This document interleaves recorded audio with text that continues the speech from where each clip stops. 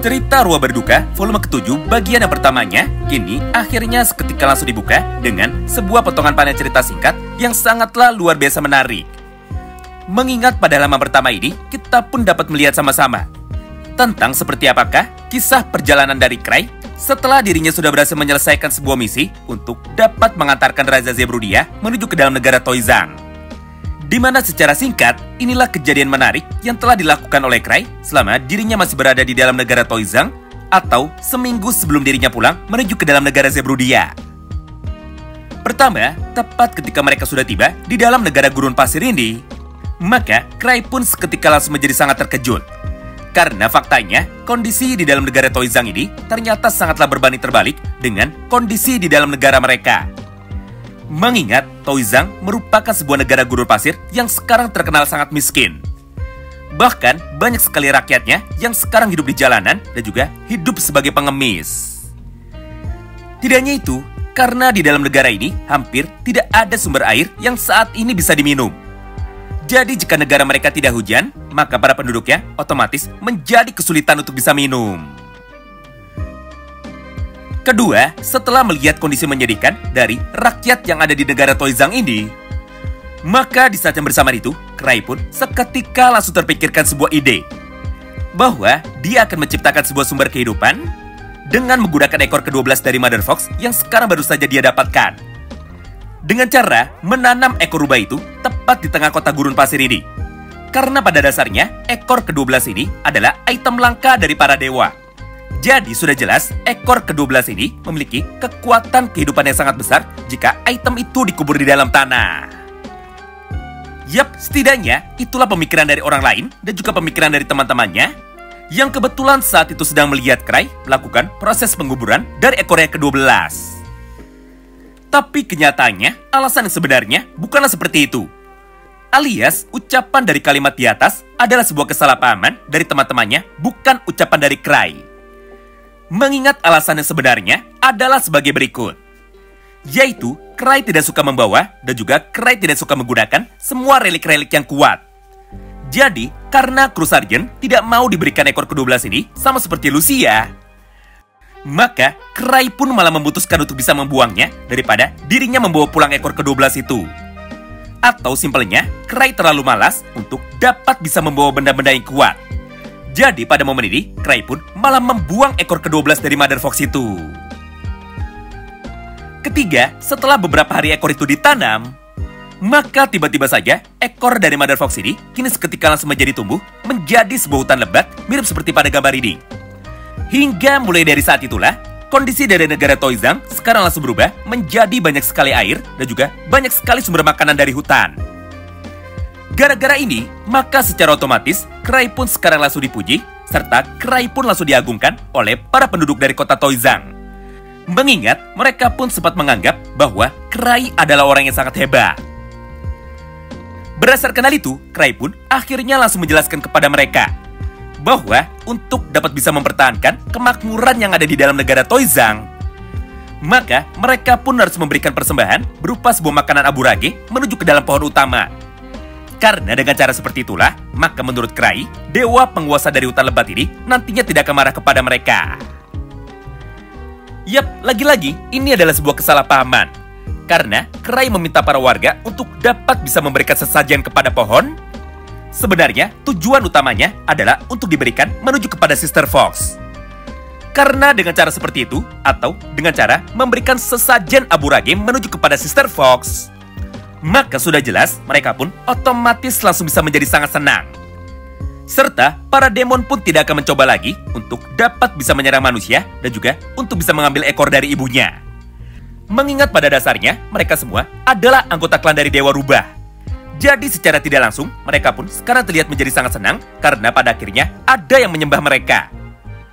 Walaupun sebenarnya lagi-lagi itu hanyalah akal-akalan dari Cray saja, supaya Cray bisa pulang dengan bebas tanpa perlu membawa ekor dari Mother Fox lagi.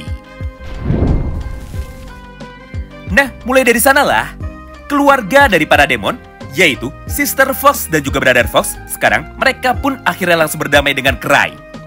Serta sebagai hadiah karena telah meninggalkan ekor ke-12 dari ibunya, Maka, Sister Fox pun segera memberikan Cry sebuah artefak paling langka yang sekarang sama sekali tidak ada di dunia mereka.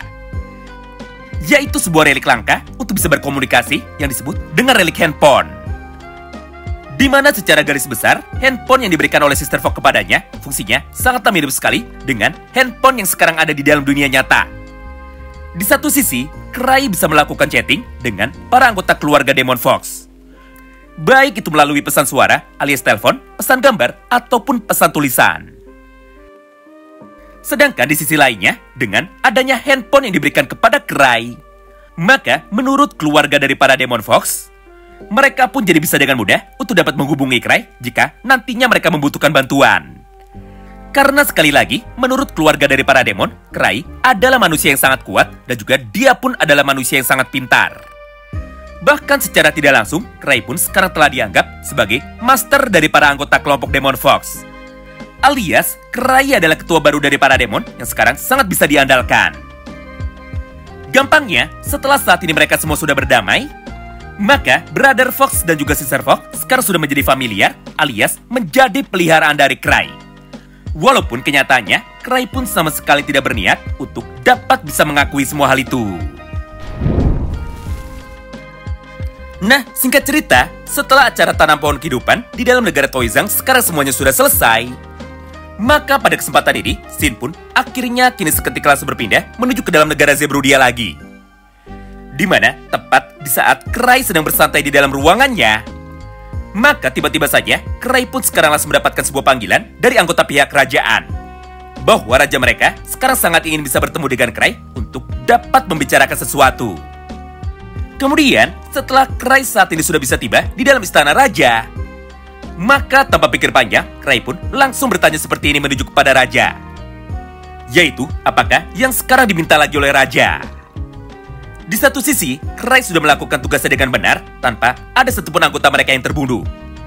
Ditambah, Cry pun juga sudah bersedia untuk dapat melatih anak dari raja, yaitu Princess Murina, supaya dirinya bisa menjadi kuat sama seperti para hunter. Jadi ketika ada serangan berupa rencana pembunuhan mirip seperti serangan dari Tem Apokris, maka Murina pun diharapkan untuk bisa melakukan perlawanan dengan menggunakan kekuatannya sendiri. Berdasarkan hal tersebut, maka Cry pun kembali mengulangi semua pertanyaannya lagi, yaitu raja minta apa lagi dari dirinya. Karena jika hanya basa-basi saja, Cry pun akan memutuskan untuk dapat pulang, mengingat dirinya sangat ingin sekali untuk bisa beristirahat. Mendengar ucapan itu dari Cry, Franz pun otomatis langsung menjadi marah. Karena menurutnya, Cry sudah berani berkata tidak sopan tepat kepada raja mereka. Oleh karena itu, maka untuk saat ini, Cry pun harus bisa menerima hukuman. Menariknya, tepat di tengah ketegangan ini, raja pun tiba-tiba saja langsung berdiri. Serta dia pun langsung berjalan untuk dapat menghampiri Cry sambil berkata seperti ini kepada para pasukannya. Oi, tenang saja. Dia adalah Cry, orang terkuat nomor 1 yang ada di dalam negara kita. Jadi sebagai keluarga bangsawan, kita pun sama sekali tidak bisa melarang Cry untuk dapat berbuat sesuka hatinya. Lagi pula, aku dan juga Cry sekarang sudah menjadi teman. Yang artinya tidak perlu ada formalitas lagi tepat di antara kita berdua. Yap, inilah perubahan sifat dari raja setelah dirinya sudah melihat secara langsung semua keajaiban yang telah berhasil dibuat oleh Cry tepat di depan matanya selama perjalanan menuju ke dalam negara Toizang. Hingga berdasarkan hal itulah, maka raja pun dengan sangat tegas sekarang meminta para anak buahnya untuk dapat keluar ruangan. Mengingat mereka semua pun sama sekali tidak memerlukan penjagaan kepada Cry. Tidak hanya itu, karena setelah para pasukan lainnya sekarang sudah keluar, kecuali hanya Franz saja, maka tanpa menunggu lama, raja pun langsung berkata lagi menuju kepada Cry, yaitu, aku akan memberikanmu sebuah hadiah atau memberikanmu satu buah permintaan. Di mana dengan hadiahku ini, kau pun bebas memilih apapun yang kau minta. Jadi, selama kami memiliki kemampuan untuk dapat mewujudkannya, maka kami pun akan mengabulkan semua permintaanmu itu sebagai sebuah hadiah. Mengingat pada dasarnya, semua pencapaian yang ada di dalam misimu kali ini sangatlah tidak masuk akal. Pertama, kau telah berhasil menyelamatkan pasukan kita dari serangan para naga sebanyak 2 kali berturut-turut. Yaitu ketika kita berada di dalam penginapan dan juga ketika kita sedang berada di dalam perjalanan. Kedua, kau pun juga berhasil mengalahkan para pasukan demon dari gudang harta karun level 10, yaitu gudang harta karun Lost Inn. Dan yang ketiga, kau telah berhasil menciptakan sebuah sumber kehidupan baru dari negara Tozang. Sehingga gara-gara perbuatanmu, mereka pun sekarang tidak menjadi kelaparan dan juga mereka pun sekarang tidak kehausan lagi. Mendengar semua ucapan tersebut dari raja, Krai pun sekarang langsung membalasnya dengan menggunakan sebuah kalimat salah paham. Intinya, Krai berkata seperti ini kepada raja. Dengar, sebagai seorang hunter, aku tidak membutuhkan pangkat, jabatan, dan juga uang. Karena sejatinya, memang tugas dari para hunter untuk dapat menjaga kedamaian di dalam dunia ini dari segala macam bencana. Yap, walaupun awalnya kalimat itu terdengar sangat mulia, tapi alasan yang sebenarnya Krai berkata seperti itu adalah sebagai berikut. Yaitu, Krai bilang tidak butuh hadiah karena dirinya sekarang malah takut dengan sebuah pemberian dari raja.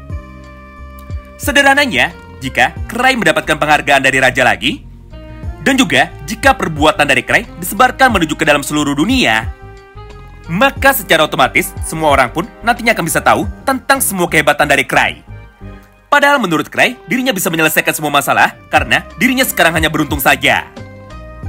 Lalu jika dunia tahu tentang kekuatan dari Krai, maka secara otomatis semua orang akan datang menuju kepadanya untuk dapat meminta tolong. Kemudian, jika semua orang datang meminta tolong kepadanya, maka niat dari Krai untuk bisa pensiun dengan tenang otomatis akan menjadi terganggu. Alias, Krai pun lebih senang untuk dapat bisa hidup dengan sederhana. Walaupun dirinya tidak memiliki uang, dan juga walaupun dirinya tidak memiliki ketenaran, mirip seperti para hunter level 8 lainnya. Namun, karena Raja dan juga Franz sekarang sudah terlanjur dibuat menjadi salah paham, maka di mata mereka berdua, Krai adalah seorang hunter yang sangat bijaksana. Sehingga bagi para bangsawan, nama dari mereka nantinya malah akan menjadi tercoreng jika mereka tidak memberikan hadiah apa-apa menuju kepada Krai. Oleh karena itu sebagai gantinya, Franz pun sekarang segera memberikan ide kepada Raja. Mengingat Krai tidak membutuhkan jabatan dan juga uang, maka mereka pun segera memutuskan untuk dapat memberikan sebuah tiket emas ini menuju kepada Krai. Di mana tiket emas ini adalah sebuah tiket untuk dapat ikut berpartisipasi di dalam sebuah turnamen pertarungan para hunter, demi dapat membuktikan siapakah di antara mereka yang paling kuat di seluruh dunia. Tapi masalahnya, tiket untuk dapat ikut serta di dalam pertandingan para hunter ini jumlahnya sangatlah terbatas. Mengingat hanya para hunter pilihan saja yang sebenarnya boleh mengikuti jalannya pertarungan penentuan dari mereka. Mendengar penawaran dari mereka berdua, maka mata dari Krai sekarang otomatis langsung menjadi bersinar. Karena pada dasarnya, tepat pada momen ini, Krai pun sekarang malah menjadi dibuat salah paham. Ingat ya, di sini Krai yang salah paham. Karena menurut pemikiran Krai, itu adalah tiket spesial atau tiket VIP untuk dapat menonton jalannya turnamen pertarungan dari para hunter dari tempat yang sangat spesial, yaitu tempat para bangsawan. Padahal sebenarnya, alias kenyataannya, itu bukanlah tiket nonton pertarungan. Tapi, itu adalah tiket bagi para hunter untuk dapat bisa berpartisipasi sebagai seorang petarung, bukan sebagai seorang penonton. Namun, ketika Raja baru saja ingin menjelaskan tentang apa fungsi dari tiket emas itu, maka di saat yang bersamaan itu, Krai pun otomatis langsung menghentikan Raja. Serta tanpa menunggu lama, Krai pun seketika langsung mengambil tiket itu dari tangan Raja. Kemudian, dia pun akhirnya segera memutuskan untuk bisa pulang dengan kondisi dirinya yang sama sekali tidak tahu. Nah, gara-gara ketidaktahuannya itu, maka muncullah sebuah keramaian besar yang terjadi di dalam ibu kota negara. Mengingat ketika dirinya sekarang sudah pulang ke dalam markas dari klan First Step, maka tanpa menunggu lama, Krai pun segera memamerkan sebuah tiket emas yang baru saja dia dapatkan dari Raja menuju kepada semua teman-temannya. Mulai dari Eva, lalu menuju kepada Luke Cycle, kemudian menuju kepada Lee Smart, lalu menuju kepada Citri Smart. Selanjutnya menuju kepada Crew Sergeant dan juga menuju kepada Lapis Fulgor.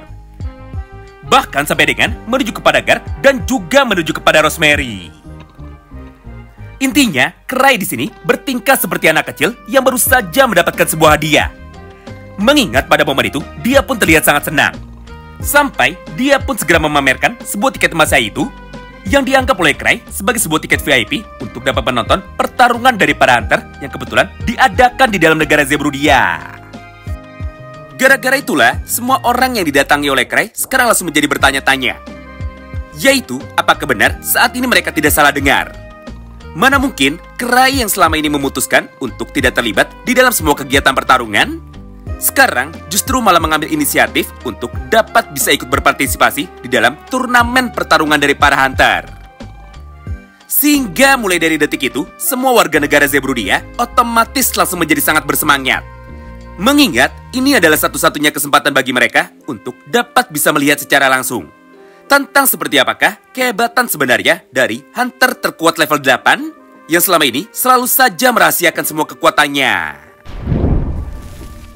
Oh iya, ingat ya, sampai di sini Cry masih belum sadar bahwa itu adalah tiket untuk dapat ikut serta di dalam pertarungan, bukan tiket untuk bisa menonton. Berdasarkan hal itulah, maka satu persatu dari temannya kini mulai membantu Cry untuk dapat melakukan persiapan. Di mana tugas dari Lucia dan juga Citri adalah untuk dapat mempersiapkan semua relik dari Cry. Supaya relik-relik dari Cry mananya bisa terisi dengan penuh sebelum Cry bisa ikut di dalam pertarungan. Sedangkan tugas dari Eva adalah untuk bisa mencari informasi tentang siapa sajakah nama lawan-lawan dari Cry yang nantinya akan ikut bertarung melawan Cry tepat di dalam turnamen dari para hunter ini. Tidak hanya sampai di situ, karena setelah Eva sudah selesai melakukan sebuah risetnya, maka di momen yang sama ini juga, Eva pun tiba-tiba saja bisa menemukan sebuah nama aneh yang sekarang menarik perhatiannya. Di mana di dalam praktiknya, Eva pun segera datang untuk bisa menghampiri Cry, serta Eva pun langsung berkata seperti ini kepadanya. Bahwa terdapat hunter dari negara lain yang sekarang memiliki nama, wajah, dan juga nama party mirip seperti party dari Cry. Dia adalah hunter terkuat dari negara X dengan nama Krahi Andri, alias versi KW Super dari Cry Andre. Lalu, dia pun juga berasal dari sebuah party yang memiliki nama sangat mirip sekali dengan party Grieving Soul, yaitu sebuah party dengan 6 orang anggota di dalamnya, alias sebuah party dengan nama Freaking Soul. Wow, menarik banget ya.